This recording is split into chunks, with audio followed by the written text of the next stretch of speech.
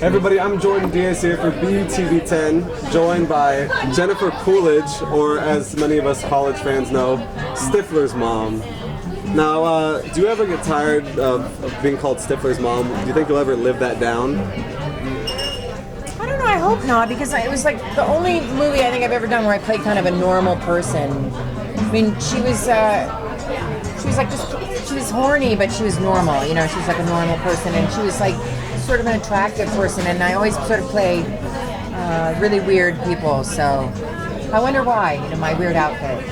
Like Paulette and her hot dogs? Yeah, you know, like, you know, I'm doing, the reason why I'm dressed like this, I'm in this reindeer movie right now, and, you know, I'm playing the weird person again. So.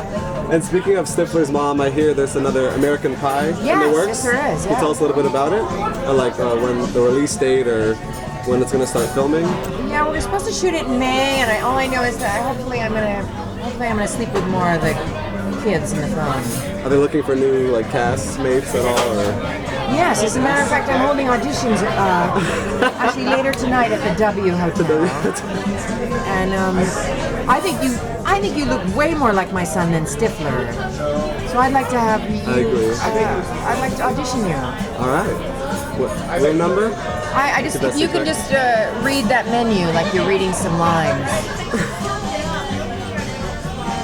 Very good. Very good. Very good. It's kind of steamy right now. So you're originally from Boston. What's it like coming back and performing in your city? It's fantastic. This is your second year, right? Back for Valentine's Day weekend? Yeah. What's it like being back in Boston? The only thing that isn't good is I don't have a Valentine for Valentine's Day, but that's the only bad part. The good part is like all the cool people live here. If I could move all the Bostonians out to LA, I would.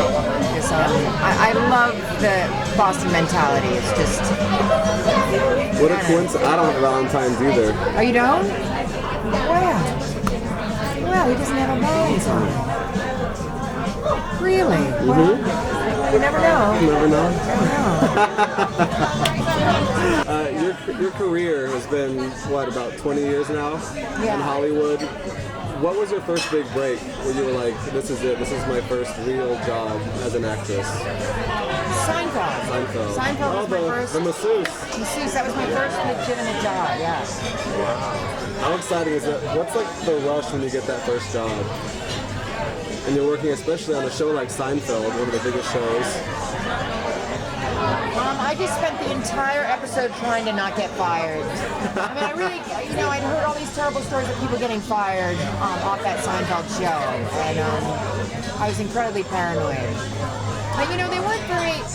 Lisa Edelstein, who's now that has that a major role on House. Mm-hmm. She and I went to have dinner. Like we were invited by one of the writers to go backstage, not go backstage, to go to this deli and have dinner with Larry David and Jerry Seinfeld and everybody. And we were so not welcome at that table. Like, I mean, we were stupid girls that like thought like, oh, that we can all hang out after. And those guys were. They were over it. Like they didn't want these like stupid actresses at their table. So I remember it was the most uncomfortable hour of my life, sitting at that table with Jerry and Larry, and they kept looking over at us like, "What are you doing here?"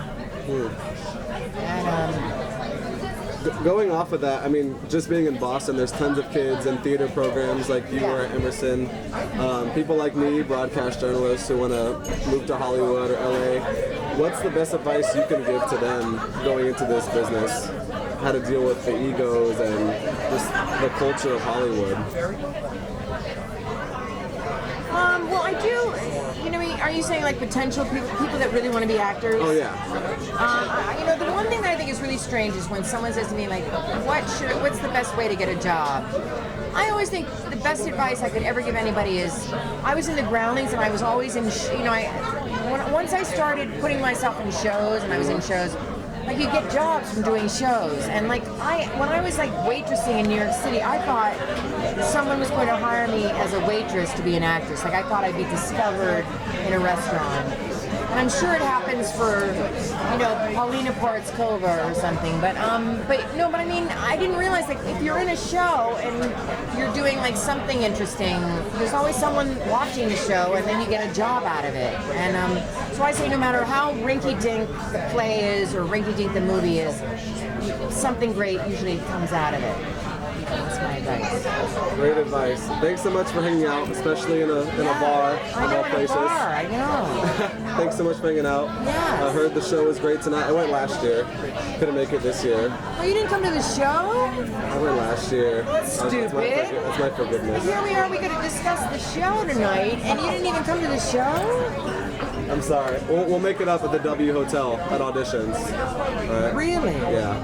You know what? There's something about the look in, the twinkle in his eye. I feel like he means it. No, I do. I feel like this might be a lucky night. Just maybe. All right, you ready? All right, let's go. Let's go.